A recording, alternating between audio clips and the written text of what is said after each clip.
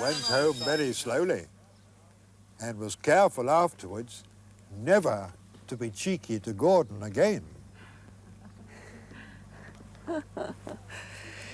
There we are. That's the end of that story. Did you enjoy that story? Yes, it was lovely. Wonder if I can squeeze in, find a space Come amongst on, this crowd. you sit down here.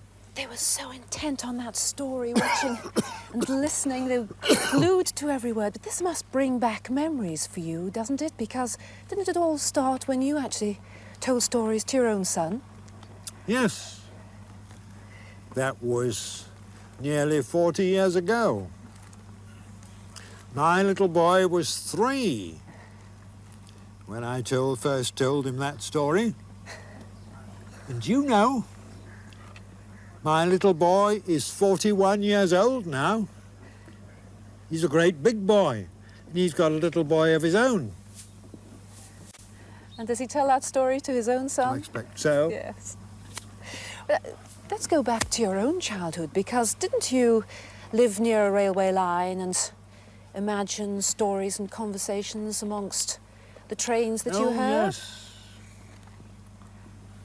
From about 1916 to 1928, we lived in a house quite close to the main railway line between Bath and Chippenham.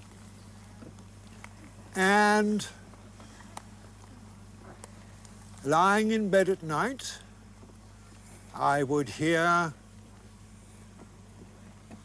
goods trains coming into Box Station, and they go beep, beep, beep for the banker. And there was an engine kept at Box Station, and it would come out of its shed and push on behind, and then the 2 engines would push the heavy train up the hill into Box Tunnel. And I used to hear the engines talking to each other. The banker, the train engine would say, "I can't do it, I can't do it, I can't do it, I can't do it." And the banker coming up behind a little pannier tank, 5700, would say, "Oh yes you can, oh yes you can, oh yes you can, oh yes you can." And they would come, "I can't do it, oh yes you can, I can't do it, oh yes you can," until they, so you couldn't hear them quarrelling anymore, and they got into Box Tunnel. And that gave me the idea that steam engines were like people, and they could talk to each other, and they could talk to us if only we understood their language. But let me ask you about the modern engines, because these children don't see steam engines very much. They see diesels and they see electric trains.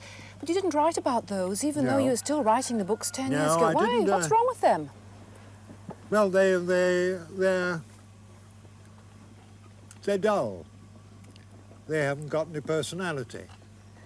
Steam engine, whether it's working hard or whether it's standing quietly, has always got something to say.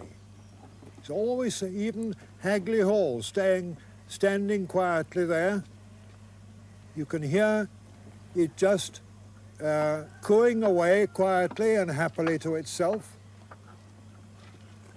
It's contented, isn't it? But a diesel has got nothing to say except a sort of, well, self-satisfied purr or a growl if it's not pleased at all. They're not such nice creatures at all. And electrics, especially the London Underground, they're rather like worms. They live in holes, and you've got the feeling that, like a worm, you could cut it in half and it wouldn't mind. It'll grow a separate end each way. Diesel, there's another thing about diesels. They're two-faced. Really? Yes. You know what two-faced people are like? You never know. You can't trust them. Well, I think in that case we better not talk about them anymore, because I think there are lots of little faces here who would love to hear another story. Would you like another story? Yeah. Yes, yes. Have you got another story in there? Yes. I think this is the point where I will tiptoe away. I'll listen round the back, but I'll let you carry on with your story. Yes. Out I go. There were a small coach, some flat trucks, and two queer things his driver called cranes.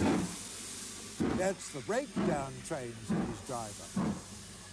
When there's an accident, the workmen get into the coach and the engine takes them quickly to help the hurt people and to clear and mend the line.